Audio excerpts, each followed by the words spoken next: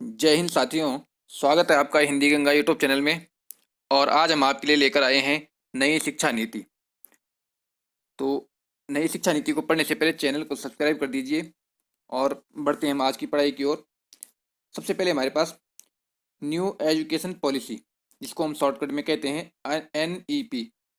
ठीक है, तो नई शिक्षा नीति क्या है इसके बारे में हम आज पढ़ेंगे। तो सबसे पहले इसमें भारत में सर्वप्रथम 1968 में नई शिक्षा नीति बनाई गई थी।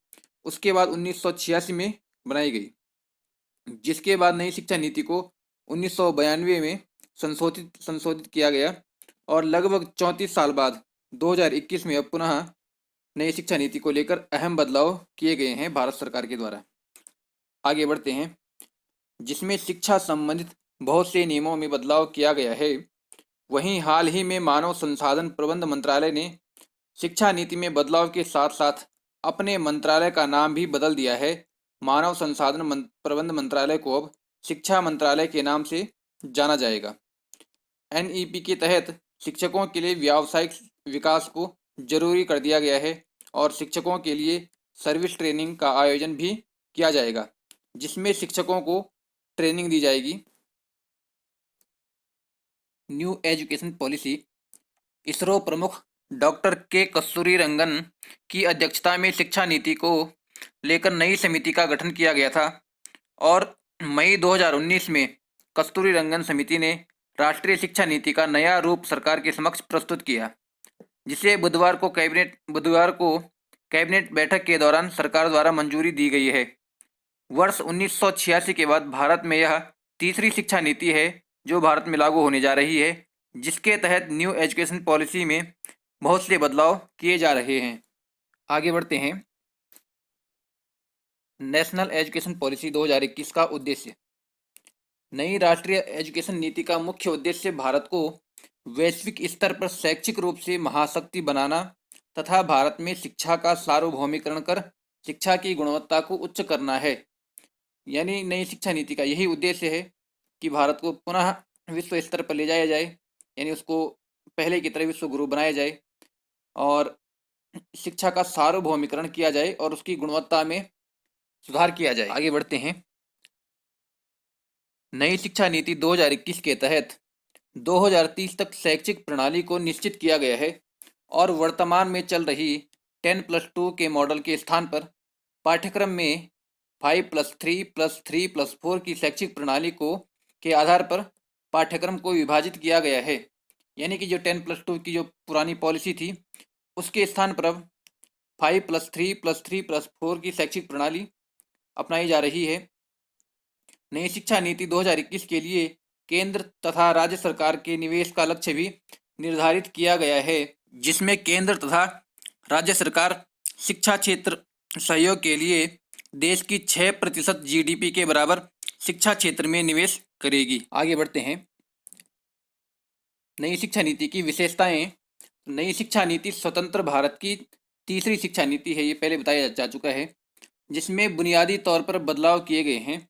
नई शिक्षा नीति के तहत शैक्षिक क्षेत्र को तकनीकी से भी जोड़ा जाएगा, यानी इसमें तकनीकी का भी इस्तेमाल किया जाएगा, जिसमें सभी स्कूलों में ज़्यादा से ज़्यादा डिजिटल इक्विपमेंट दिए जाएंगे।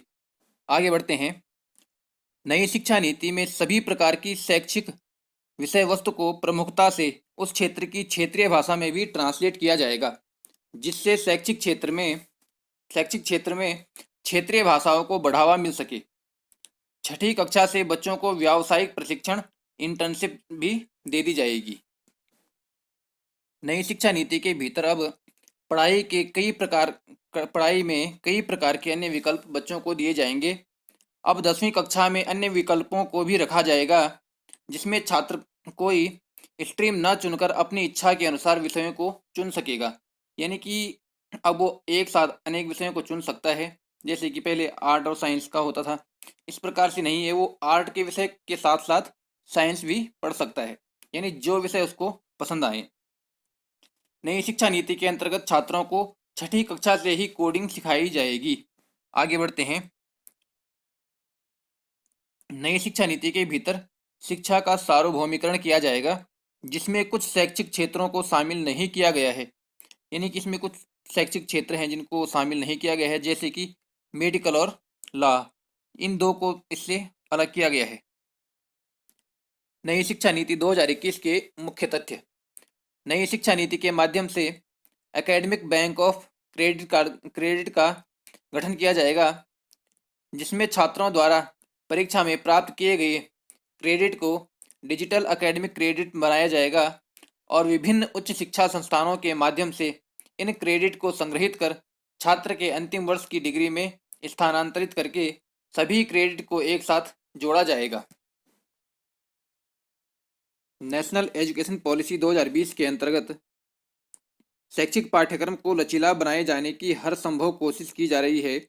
यदि कोई छात्र किसी शैक्षिक कोर्स में रुझान न रखने के कारण उस शैक्षिक कोर्स को बीच में दूसरा कोर्स पढ़ना चाहता है, तो वह अपने पहले कोर्स से निश्चित समयावधि तक रुककर दूसरा कोर्स ज्वाइन कर सकता है। यह सुविधा पहले उपलब्ध नहीं थी। नई शिक्षा नीति ने यह भी एक सुविधा छात्रों को दी है। नई शिक्षा नीति के तहत 2030 तक हर जिले में उच्च शिक्षा संस्थान का निर्माण किया जाना है और नई शिक्षा नीति के भीतर ये सब कुछ शामिल किया गया है। नई शिक्षा नीति के भीतर 2040 तक सभी उच्च शिक्षा संस्थानों को बहुविषयक शैक्षिक पाठ्यक्रम संस्थान बनाने का उद्देश्य रखा गया है, यानी कि ये उस शिक्षा नीति के उद्देश्य हैं। नई शिक्षा नीति के भीतर स्नातक कोर्स को 3 से 4 साल तक बढ़ा जा सकता है, जिसमें छात्रों को बहुविकल्प प्रदान किए जाएंगे। यानी कि जो स्नातक कोर्स है वो 3 से 4 साल का हो चुका है और इन सभी बहुविकल्पों के उचित प्रमाण पत्र के अनुसार छात्रों को डिग्री दी जाएगी। उदाहरण, यदि कोई छात्र 1 साल के लिए स्नातक कोर्स की पढ़ाई करता है तो उसे केवल 1 साल की पढ़ाई का ही प्रमाण पत्र दिया जाएगा और 2 साल बाद उसे एडवांस डिप्लोमा का प्रमाण पत्र दिया जाएगा और 3 साल बाद उसे उचित प्रमाण पत्रों के आधार पर उसे डिग्री दी जाएगी। अंत में 4 साल के बाद छात्र को बैचलर डिग्री के साथ साथ रिसर्च की डिग्री भी दी जाएगी। यानी कि ये नए बदलाव शिक्षा नीति में किए गए हैं। राष्ट्रीय परीक्षण एजेंसी सभी उच्च शिक्षा संस्थानों में छात्रों के प्रवेश के लिए सामान्य प्रवेश परीक्षा का आयोजन करेगी, जिससे शिक्षा का स्तर बनाया जा सके। नई शिक्षा नीति के तहत सरकारी तथा प्राइवेट संस्थानों को एक समान माना जाएगा। ये इसकी बड़ी उपलब्धि है कि दोनों ही शिक्षण संस्थानों को, वो प्राइवेट हों चाहे सरकारी हों, उनको समान माना जाएगा और उसमें कोई भेदभाव नहीं होगा। नई शिक्षा नीति के तहत भारतीय उच्च शिक्षा आयोग को 4 वर्टिकल दिए गए हैं, जिनमें national higher education regulatory council, higher educational council, general educational council तथा नेशनल एक्रीडिटेशन काउंसिल को रखा गया है। दोस्तों, चैनल को जरूर सब्सक्राइब करें। न्यू एजुकेशन पॉलिसी 2021 के लाभ। नई शिक्षा नीति के माध्यम से शैक्षिक पाठ्यक्रम में भाषाओं को लेकर कई विकल्प रखे गए हैं। यदि शैक्षिक पाठ्यक्रम में कोई छात्र अपनी क्षेत्रीय भाषा अथवा मातृभाषा को पढ़ना चाहता है तो वह आसानी से उन्हें पढ़ सकता है। वहीं इस शैक्षिक पाठ्यक्रम में भारतीय प्राचीन भाषाओं को पढ़ने का भी विकल्प छात्रों के समक्ष रखा गया है, यानी कि वो प्राचीन भारतीय भाषाओं को भी आसानी से पढ़ सकता है नई शिक्षा नीति के अनुसार। नई शिक्षा नीति में 2025 तक प्राथमिक विद्यालयों में कक्षा 3 तक के सभी छात्रों के लिए संख्यात्मक ज्ञान तथा साक्षरता को प्राप्त करने के लिए एक राष्ट्रीय मिशन की योजना तैयार की जाएगी।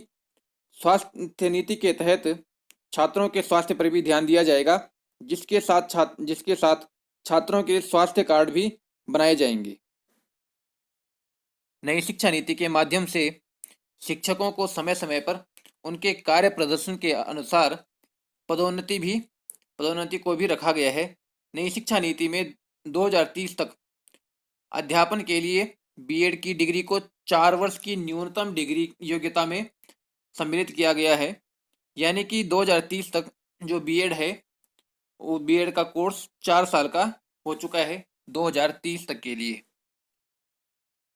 नई शिक्षा नीति के भीतर हायर एजुकेशन से संबंधित एमफिल की डिग्री को भी खत्म किया जा रहा है, यानी कि एमफिल की डिग्री खत्म हो चुकी है, अब उसकी कोई मान्यता नहीं है।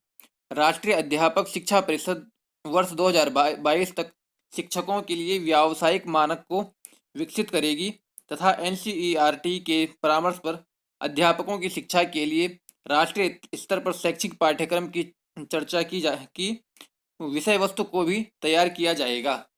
तो दोस्तों, चैनल को जरूर सब्सक्राइब करें। छात्रों को जिस क्षेत्र में अधिक रुचि है, जैसे खेल, कला, बॉक्सिंग आदि में छात्रों को बढ़ावा दिया जाएगा। नई शिक्षा नीति में शैक्षिक पाठ्यक्रम के साथ साथ उनके कौशल पर विशेष ध्यान केंद्रित किया जाएगा।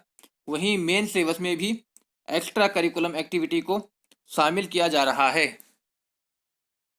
छात्रों पर पढ़ाई का बोझ कम करने के लिए हर संभव कोशिश नई शिक्षा नीति में की गई है, जिसमें पढ़ाई को आसान बनाने के लिए आर्टिफिशियल इंटेलिजेंस सॉफ्टवेयर का इस्तेमाल शैक्षिक पाठ्यक्रम में किया जाएगा।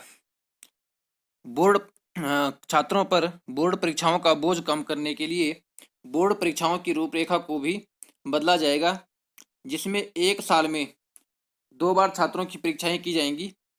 छात्रों को ऑफलाइन कक्षाओं के साथ साथ ऑनलाइन माध्यम से भी पाठ्यक्रम कोर्स उपलब्ध करवाए जाएंगे। महाविद्यालयों की स्वायत्तता 15 वर्ष में समाप्त हो जाएगी तथा क्रमिक सहायता प्रदान करने के लिए एक चरणबद्ध प्रणाली की स्थापना भी की जाएगी। देश के बड़े संस्थान जैसे आईआईटी और आईआईएम के लिए वैश्विक स्तर पर मानकों हेतु बहुविषयक शिक्षा एवं अनुसंधान विश्वविद्यालय की स्थापना भी नई शिक्षा नीति के अंतर्गत कराई जाएगी। वहीं कानूनी तथा चिकित्सा क्षेत्र को छोड़कर उच्च शिक्षा क्षेत्र के लिए एकल निकाय के रूप में भारतीय उच्च शिक्षा आयोग का गठन किया जाएगा।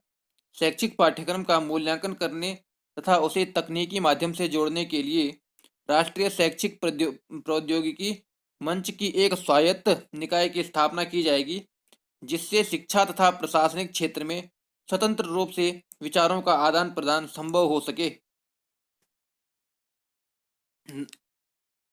नई शिक्षा नीति के चरणों को 4 चरणों में विभाजित किया गया है। पुरानी शिक्षा नीति के 10+2 की जगह अब 5+3+3+4 के फार्मूले को लागू किया जा रहा है। इस नए फार्मूले के नए पैटर्न में 3 साल तक की फ्री स्कूली शिक्षा को तथा 12 साल की स्कूली शिक्षा सम्मिलित किया गया है। इस फार्मूले को सरकारी तथा गैर सरकारी संस्थाओं द्वारा फॉलो किया जाना अनिवार्य किया गया है। आगे बढ़ते हैं। Foundation stage. पहला स्टेज है फाउंडेशन स्टेज में 3 से 8 साल तक के बच्चों को सम्मिलित किया गया है, जिसमें 3 साल की प्री स्कूली शिक्षा को सम्मिलित किया गया है, जिसके अंतर्गत छात्रों को भाषा कौशल तथा शैक्षिक स्तर का मूल्यांकन किया जाएगा और उनके विकास में ध्यान केंद्रित किया जाएगा। ये फाउंडेशन स्टेज के कार्य होंगे। आगे है प्रीपेटरी स्टेज। इस स्टेज में 8 से 11 साल के बच्चों को सम्मिलित किया गया है, जिसमें 3 से कक्षा 5 तक के बच्चे होंगे। इस स्टेज में छात्रों के संख्यात्मक कौशल को मजबूत करने पर विशेष ध्यान केंद्रित किया जाएगा। वहीं सभी बच्चों को क्षेत्रीय भाषा का ज्ञान भी विशेष रूप से दिया जाएगा। अब है मिडिल स्टेज। इस स्टेज में 6 से 8 तक के बच्चों को सम्मिलित किया गया है, जिसमें 8वीं कक्षा के 6ठी कक्षा के बच्चों से ही कोडिंग सिखाना शुरू किया जाएगा। वहीं सभी बच्चों को व्यावसायिक प्रशिक्षण के साथ साथ व्यवसाय इंटर्नशिप के अवसर भी प्रदान किए जाएंगे। Secondary stage. इस स्टेज में 8 से 12वीं कक्षा तक के छात्रों को सम्मिलित किया गया है। इस स्टेज के भीतर 8वीं से 12वीं कक्षा के शैक्षिक पाठ्यक्रम को भी खत्म करके बहुवैकल्पिक शैक्षिक पाठ्यक्रम को शुरू किया गया है। छात्र किसी निर्धारित स्ट्रीम के भीतर नहीं, बल्कि अपनी मनपसंद के अनुसार अपने विषयों को चुन सकते हैं। नई शिक्षा नीति के अंतर्गत छात्रों को विषयों को चुनने को लेकर स्वतंत्रता प्रदान की गई है। छात्र साइंस के विषयों के साथ साथ आर्ट्स या कॉमर्स के विषयों को भी एक साथ पढ़ सकते हैं। माध्यमिक स्तर से ही बच्चों के पास होंगे विदेशी भाषा के कई विकल्प। नई शिक्षा नीति के भीतर माध्यमिक स्तर से ही बच्चों के पास विदेशी भाषा के कई विकल्पों को रखा जाएगा, जिसमें बच्चे माध्यमिक स्तर से ही फ्रेंच, चाइनीज, जापानीज, स्पेनिश और जर्मन आदि तमाम प्रकार की विदेशी भाषाओं का ज्ञान प्राप्त कर सकते हैं। नई शिक्षा नीति के भीतर भारत की शिक्षा को वैश्विक स्तर पर मजबूत करने के लिए इस प्रकार के प्रयत्न किए जा रहे हैं। चैनल को सब्सक्राइब कर दीजिए। मातृभाषा तथा क्षेत्रीय भाषाओं को सम्मिलित किया जाएगा। नई शिक्षा नीति के भीतर मातृभाषा, क्षेत्रीय भाषा को भी सम्मिलित किया जाएगा। 2021 की नई शिक्षा नीति के अंतर्गत 5वीं कक्षा तथा 5वीं कक्षा तक के बच्चों को उनकी मातृभाषा अथवा क्षेत्रीय भाषा पढ़ने का प्रावधान रखा गया है, जिसमें पाठ्य पुस्तकों से लेकर बोलचाल तक क्षेत्रीय भाषाओं को सम्मिलित किया जाएगा। नई शिक्षा नीति के अंतर्गत कक्षा 1 से ही बच्चों को 3 प्रकार की भाषाएं सिखाई जानी शुरू की जाएंगी, ताकि शिक्षा के बोझ को कम किया जा सके और शिक्षा की गुणवत्ता हर तरह से उच्च की जा सके। यदि पाठ्यक्रम को शैक्षिक भाषा में रूपांतरित किया जाता है तो छात्र उसे आसानी से समझ सकते हैं। चैनल को जरूर सब्सक्राइब करें। वोकेशनल पढ़ाई पर मुख्य जोर। नई शिक्षा नीति के भीतर वोकेशनल पढ़ाई पर विशेष ध्यान केंद्रित किया गया है, क्योंकि हमारे देश में वोकेशनल पढ़ाई करने वाले छात्रों का प्रतिशत 5% से भी कम है। नई शिक्षा नीति के भीतर 2025 के अंत तक इस प्रतिशत को 50% तक पहुंचाने का लक्ष्य निर्धारित किया गया है, जिसमें सभी छात्रों को वोकेशनल पढ़ाई कराई जाएगी। वोकेशनल पढ़ाई के अंतर्गत बागवानी, मिट्टी के बर्तन बनाना, बिजली का काम करना, लकड़ी का काम सिखाना आदि कार्य सम्मिलित किए गए। नई शिक्षा नीति के भीतर 6वीं कक्षा से 8वीं कक्षा तक के छात्रों को वोकेशनल पढ़ाई कराई जाएगी। नए कौशलों को सम्मिलित किया जाएगा। नई शिक्षा नीति के भीतर छात्रों का पाठ्यक्रम के साथ कौशलों का विकास भी किया जाएगा, जिसमें न्यूनतम कक्षा से ही बच्चों को योग, संगीत, नृत्य, खेल और मूर्तिकला आदि विषयों में प्रशिक्षण दिया जाएगा, ताकि छात्र पढ़ाई के साथ साथ अन्य प्रकार के कौशलों में भी निपुण हो जाएं और वो अधिक से अधिक कौशल विकसित कर सकें। ये उसमें विचार रखे गए हैं। नई शिक्षा नीति के माध्यम से बताया गया है कि छात्रों के लिए होमवर्क और स्कूली बैग का वजन कम किया जाएगा। जो छात्र 1 से 10 की कक्षा में पढ़ते हैं, उन्हें स्कूल बैग का वजन उनके 10% होना चाहिए। छात्रों को केवल आवश्यक पुस्तकों को लेकर ही विद्यालय जाना होगा। छात्रों के बैग का वजन चेक करने के लिए विद्यालय में डिजिटल वेइंग मशीन लगाई जाएगी, जिससे छात्रों के बैग का वजन चेक किया जाएगा। छात्रों को स्कूल बैग लाने में किसी भी प्रकार की परेशानी नहीं होनी चाहिए। कक्षा 3 से 5 के छात्रों को प्रतिदिन 2 घंटे का गृह कार्य दिया जाएगा। कक्षा 6 से 8वीं कक्षा के विद्यार्थियों को 1 घंटे का होमवर्क दिया जाएगा और कक्षा 9 से 12वीं तक के छात्रों को 2 घंटे का होमवर्क दिया जाएगा। चैनल को लाइक जरूर करें और एक कमेंट दें। जो छात्र LKG, UKG में पढ़ते हैं, उन्हें कोई होमवर्क नहीं दिया जाएगा।